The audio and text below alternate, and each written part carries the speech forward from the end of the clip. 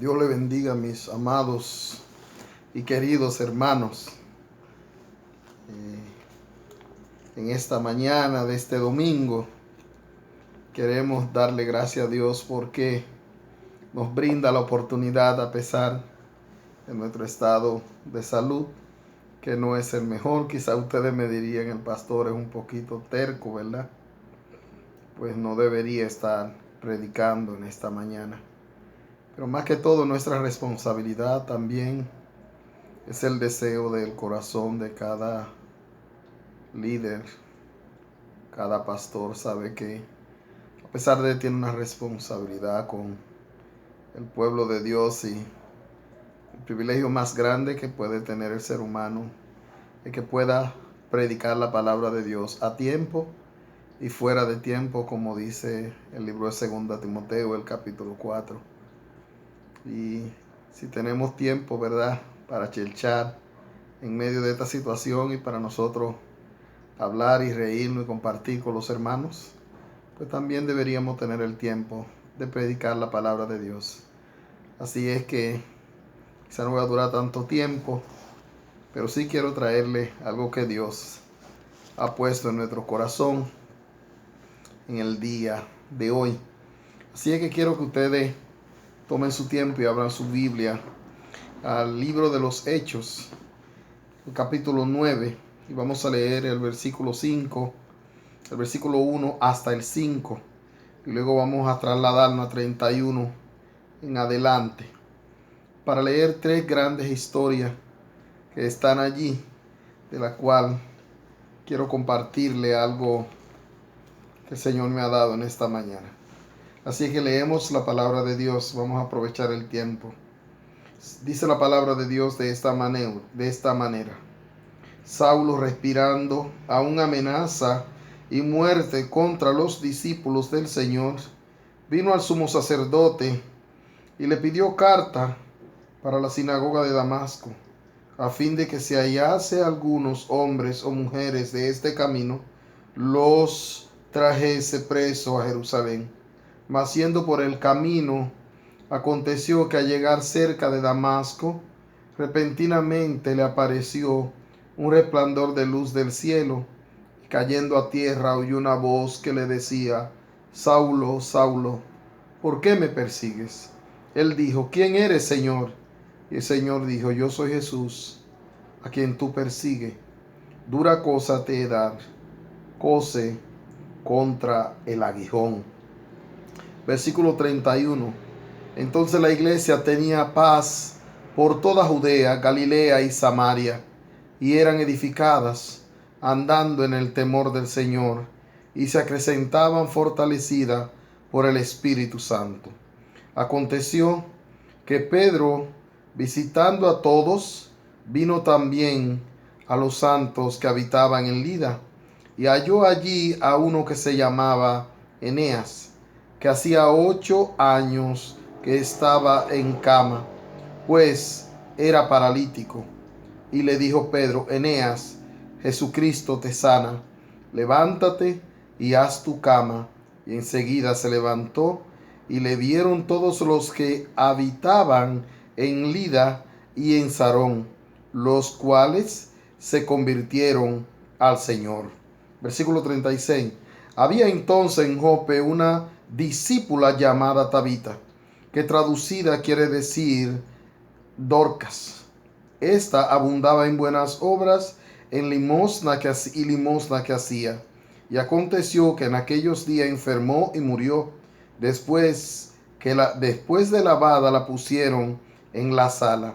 Y como Lida estaba cerca de Jope, los discípulos, oyendo que Pedro estaba allí, le enviaron 2 hombres a rogarle: no tardes en venir a nosotros. Levantándose entonces Pedro fue con ellos, y cuando llegó, le llevaron a la sala, donde le rodearon todas las viudas, llorando, mostrando las túnicas y los vestidos que Dorcas hacía cuando estaba con ella. Entonces, sacando a todos, Pedro se puso de rodillas y oró, y volviéndose al cuerpo dijo: Tabita, levántate. y ella abrió los ojos, y al ver a Pedro se incorporó, y él dándole la mano le levantó. Entonces, llamando a los santos y a las viudas, la presentó viva.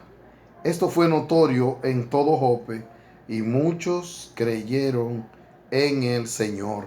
Dios añada bendición a su palabra.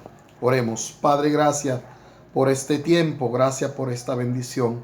Gracias, oh Dios, por la oportunidad que nos da de una vez más poder estar delante de tu presencia y a la vez, Señor, poder darte gracias por ver tu poder maravilloso y glorioso aún obrando en nuestros días. Te damos gracias, Señor, porque nos da el privilegio que aún de esta cama, en este hospital, podemos glorificar tu nombre y podemos alabarte y exaltarte y saber, Señor, que tú tienes el control y el dominio de todas las cosas. Bendita sea la gloria de tu nombre, ayer, hoy y por los siglos de los siglos. En nombre de Jesús pedimos, Señor, una palabra de consuelo, una palabra de fortaleza y una palabra, Señor, de fuerza para nuestras vidas. Una palabra de edificación, de paz en nuestro interior. En el nombre de Jesús. Amén, amén, amén. Como nosotros podemos notar, en este pasaje encontramos aquí tres historias que son sumamente explícitas y sumamente importantes en estos tiempos en la cual la iglesia de hoy está atravesando. Tiempos que son difíciles, pero que las escrituras nosotros podemos ver que en todas las escrituras Dios ya nos ha hablado de estos tiempos. Tiempos peligrosos. Y la Biblia habla de estos tiempos diciendo que en ellos cita allí una cantidad de personas en ese pasaje donde dice que serán amadores de sí mismos, avaros, vanagloriosos, implacables, soberbios, desleales, inventores de males, aborrecedores y aborreciéndose a sí mismos. Dice que serán desleales a los padres, sin afecto natural, implacables, sin misericordia. Y nosotros estamos mirando lo que se ha convertido el hombre de hoy en día, no más que los hombres de la cual la Biblia ya nos ha hablado en estos tiempos. Ahora bien, he querido tratar contigo, para no alargar un poquito el tiempo, tres emisarios a combatir en la iglesia. Hay tres grandes emisarios de la cual la iglesia hoy en día no puede ignorar. No puede ignorar. Nosotros sabemos que estamos viviendo en un tiempo donde, a pesar de que vemos cosas diferentes, todas tienen el mismo trayecto y el mismo significado que hoy podemos darle a la situación que venimos atravesando. Mis amados hermanos, es verdad que en la Biblia no existen casualidad, sino grandes realidades. No existen coincidencia, sino diosidencia. En este pasaje encontramos tres historias compatibles con lo que atravesó el pueblo de Dios en aquel tiempo y lo que hoy actualmente está atravesando la iglesia. La iglesia no puede ignorar estos emisarios y tampoco puede ignorar con qué combatir o con qué enfrentar a estos emisarios. Y es por esto que hoy tenemos una iglesia que está sumergida totalmente en el miedo, en el terror y en el pánico. Nos hemos olvidado de estas tres grandes verdades bíblicas. De estas tres grandes verdades bíblicas.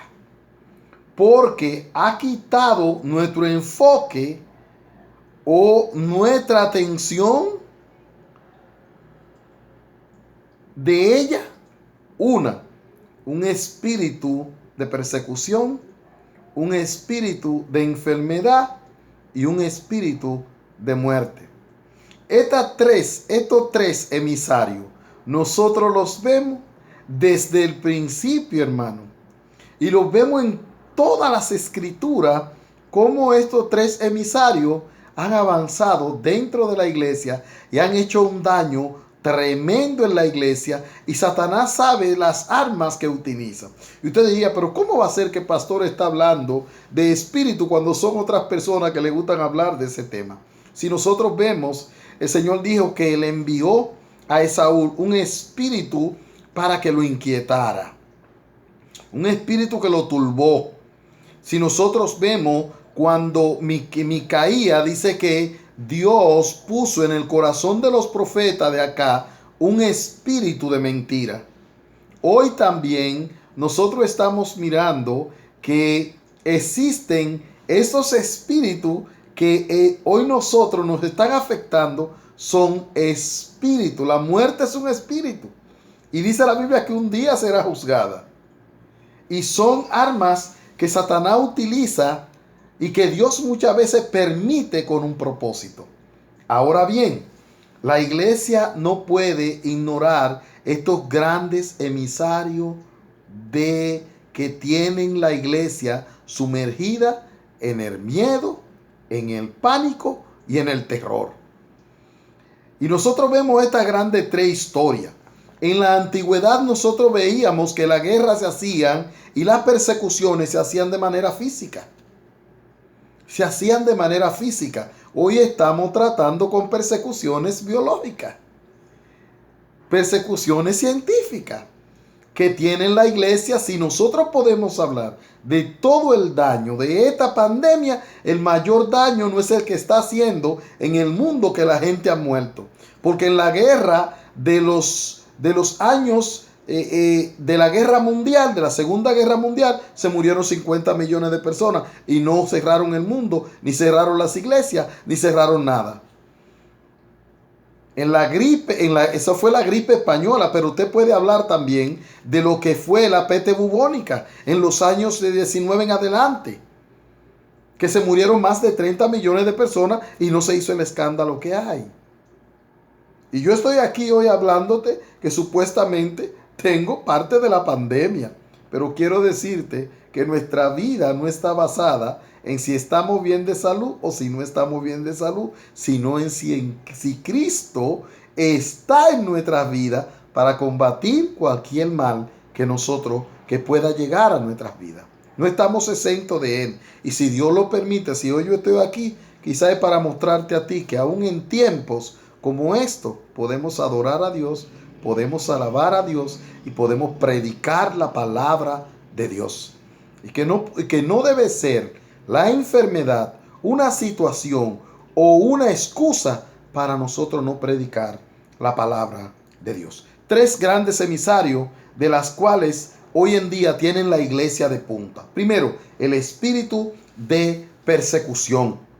Y nosotros vemos aquí el apóstol Pablo con un espíritu de persecución. ¿Cómo este espíritu poseyó al apóstol Pablo para perseguir a la iglesia de Dios? Y dice en el versículo 31 que la iglesia de Dios tuvo paz cuando Pablo fue apresado. Y que Pablo fue y pidió carta de divorcio a aquellos sacerdotes de aquellos tiempos con fin, y su final era encarcelar y arrastrar y matar a muchos de los creyentes que servían al Señor. El objetivo de Satanás no es destruir el mundo. El objetivo de Satanás es destruir la iglesia de Dios. El propósito de Satanás es quitar el aliento, el gozo, la paz, la edificación y la fortaleza de la iglesia de Dios. Y nosotros hemos visto esto. Dentro de la iglesia de Dios, cómo ha reinado el miedo, cómo ha reinado el terror y cómo ha reinado el pánico. Y tenemos hermanos que ahora mismo tienen como excusa no ir a la iglesia y tienen como excusa no servir al Señor, porque es que hay pandemia, es que hay toque de queda, es que el virus, es que la enfermedad, es que me puedo contaminar. Ese es el propósito del enemigo. Y hoy la iglesia se siente perseguida por un virus. Se siente perseguida por un virus. Se siente perseguida por una pandemia. ¿Y qué ha pasado con esto? Nos cierran las iglesias. No se le permite muchas veces dar culto. y entre otras cosas. Ahora bien, nosotros miramos aquí que hay un espíritu de persecución. Yo te pregunto a ti, ¿había un espíritu de persecución de manera física en aquellos tiempos? Sí, pues ahora tenemos un espíritu de persecución de manera biológica. Y quizás tú dirías, pero yo no tengo espíritu de persecución, pero a veces tenemos un espíritu de persecución. Cuando tú tienes una deuda y tú no la has pagado, entonces tú miras hacia atrás a ver si el cobrador viene. Te sientes perseguido por un cobrador. ¿Cuántos hogares se sienten perseguidos? Personas que no pueden estar en paz en su casa. Hijos que no pueden estar en paz con sus padres. Que no pueden estar en paz con sus profesores. Que no pueden estar en paz en sus empleos. Personas que no pueden estar en paz porque se sienten perseguidos. Me siento perseguido. Me siento perseguido. Entonces estamos viviendo en un tiempo de persecución. Pero yo que lo que quiero enseñarte no es si hay persecución. Lo que yo quiero enseñarte es que para la persecución hay una respuesta de Dios. Y dice la Biblia que aquí estaba Pablo, que iba camino con carta, con autoridad para apresar a esos hermanos. Iba con autoridad para apresar a esos hermanos. Sin embargo, la palabra de Dios dice que Dios se le apareció por el camino. Pablo iba con autoridad para apresar a esos hermanos. Y esos hermanos dejaron de tener paz. No había paz. Se sentían perseguidos. Como se sintió perseguido en aquellos tiempos muchos del Antiguo Testamento. Pero no solamente eso. Miramos la situación de Enea. La iglesia sufriendo por una persecución. Y luego miramos la iglesia sufriendo por una enfermedad. Porque Pedro fue hacia, dice la Biblia, que fue hacia los santos. Y allí entre los santos encontró un santo que se llamaba Enea, que tenía 8 años enfermo. Y le dijo: Enea, considero que esos santos no se estaban edificando, mirando el sufrimiento de Enea. Y quizá habían perdido la esperanza y la fe porque estaban mirando la situación y la enfermedad dentro de la iglesia. Sin embargo, habían olvidado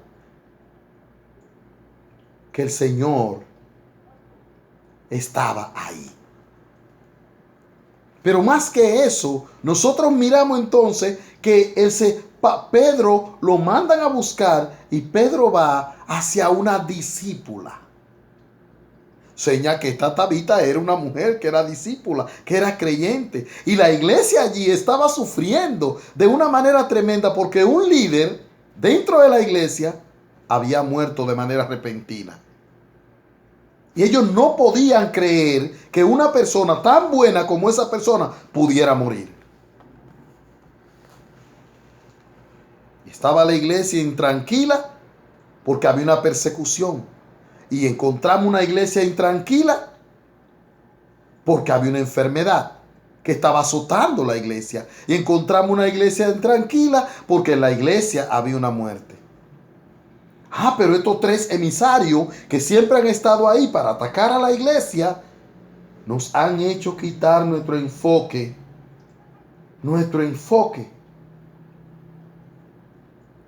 Olvidar las 3 grandes verdades bíblicas sobre la cual nosotros hemos ignorado, que son estas. Primera verdad bíblica que quiero traerte de esta mañana: Cristo es la solución a la persecución. Pablo dice que andaba persiguiendo la iglesia hasta que Cristo lo tumbó del caballo. La iglesia no está para quejarse en medio de la persecución. La iglesia está para adorar y para servir al Señor en medio de cualquier aflicción. Ese es el propósito. Eso es lo que Dios desea de la iglesia. Sin embargo, tenemos una iglesia que ha perdido la paz. Y dice en el versículo 31, entonces la iglesia tenía paz por toda Judea, cuando Dios tumbó a Pablo del caballo. Para yo tener paz tiene Dios que hacer grandes cosas. No, Dios tiene que hacer grandes cosas en mi vida porque yo he depositado mi fe en Él y estoy en paz. esperando qué va a hacer Dios. Yo no puedo tener paz cuando salga de aquí, no, yo puedo tener paz aquí. Porque el Señor dijo en las Escrituras, mi paz os dejo, mi paz os doy. Y yo no la doy como el mundo la da. El Señor dijo, yo guardaré en completa paz aquel cuyo corazón en mí persevera. ¿Dónde estaba el corazón de estos hermanos? Hermano, yo te pregunto, ¿dónde está en el corazón? ¿Dónde está tu corazón hoy? ¿Dónde está tu corazón hoy? Podría preguntarte. ¿Está tu corazón en paz en medio de lo que está atravesando? Puedes tú sonreír y decir, no, yo estoy aquí esperando que Dios haga lo que haya determinado hacer. El Señor guardará en completa paz aquel cuyo corazón en Él persevera. Pero nosotros nos hemos dejado sumergir en el miedo, en el terror y en el pánico, y esto ha quitado nuestra paz. No tenemos paz. Sin embargo, nos olvidamos que Dios pudo tumbar a Pablo del caballo. Dios es el único. Dios es la solución a nuestros problemas, a nuestro conflicto. En Hechos, el capítulo 4, dice que en ningún otro hay solución. En ningún otro hay salvación. En ningún otro. Cuando los discípulos se querían ir, el Señor le dijo, pueden irse todos. Y Pedro le dijo, ¿a quién iremos? En Juan capítulo 6, versículo 68, ¿a quién iremos? Porque solo tú tienes palabra de vida eterna. Él es el único que tiene palabra de vida eterna. Él es el gran mediador entre Dios y los hombres. Él es el único fundamento que tenemos. Es Cristo la solución a nuestra persecución. ¿Te persiguen los cobradores? ¿Te persiguen las deudas? ¿Te persiguen los problemas? ¿Te persigue tu esposo? ¿Te persigue tu esposa? ¿Te persiguen en el trabajo? ¿Te sientes perseguido? Tienes que ponerte en las manos de Cristo. Si Él tumbó a Pablo del caballo, fue el mismo que hizo que los perros se comieran a Jezabel, que le hizo una persecución a Elías. Fue el mismo Jesucristo que cuando el faraón persiguió al pueblo de Israel se lo tragó el mal. Fue el mismo Jesucristo que cuando Amán preparó una horca para Mardoqueo, ahorcaron a Amán en ella. Fue el mismo Jesucristo que cuando Saulo iba en el caballo, lo tumbó del caballo para que la iglesia tuviera paz. Yo te pregunto, ¿qué cosa tan grande te persigue que Dios no pueda resolver? ¿Qué cosa tan grande? Y quiero decirte, segunda verdad, el tiempo va avanzando. La iglesia de hoy debe entender esta grande verdad bíblica. Que la salida, hermano, oye, la sanidad, no solamente la salida a la sanidad, sino que la sanidad es parte del eslabón de la misión del Señor. La sanidad no está despegada de la obra de Dios. Si no, mira en todo el Nuevo Testamento cuántas sanidades hizo Dios. ¿Cuántas sanidades? Mira qué hizo Dios con Miquea. ¿Qué hizo Dios? Dice la Biblia que Dios le dio a este profeta 15 años más de vida después de su enfermedad. Después que el mismo Dios determinó quitarle la vida, él mismo volvió hacia atrás y le dijo que le iba a dar 15 años más de vida. Dios es el único que sana. La palabra de Dios dijo, yo he venido para que tengan vida y para que la tengan en abundancia. En Isaías el capítulo 53, el versículo 4, él dice que él mismo llevó nuestras enfermedades. ¿Dónde está mi enfermedad? ¿Dónde está lo que yo estoy sufriendo? En las manos del Señor. Mi enfermedad, lo que yo tengo hoy, ya Jesucristo lo llevó en la cruz del Calvario. Mis dolores, ya Él lo llevó a la cruz del Calvario. Él mismo llevó nuestras enfermedades y sufrió nuestros dolores. Pero el mundo dice que lo tuvo a Él como un fracasado. Y el mundo lo tuvo y nosotros lo tuvimos por herido de Dios y abatido. Y no nos dimos cuenta que Él más herido fue por nuestras rebeliones y molido por nuestros pecados. El mundo puede creer que Cristo es un fracasado, pero tú y yo no podemos creerlo, porque nosotros sabemos que ha llevado nuestras enfermedades y ha llevado nuestros pecados. En el libro de Filipenses, capítulo 4, versículo 19, dice que debemos echar todas nuestras ansiedades sobre Él, porque Él tiene cuidado de nosotros. En Isaías el capítulo 55, el versículo 22, dice que echa sobre Jehová tu carga y Él te sustentará. Él no dejará para siempre el justo en una cama. No dejará para siempre caído a gusto. Entonces nosotros debemos de entender que el Dios que nosotros tenemos es el Dios que puede resolver y levantar a la iglesia del estado de terror, del estado de ánimo que tiene y de la situación que viene hoy atravesando. Tercera verdad.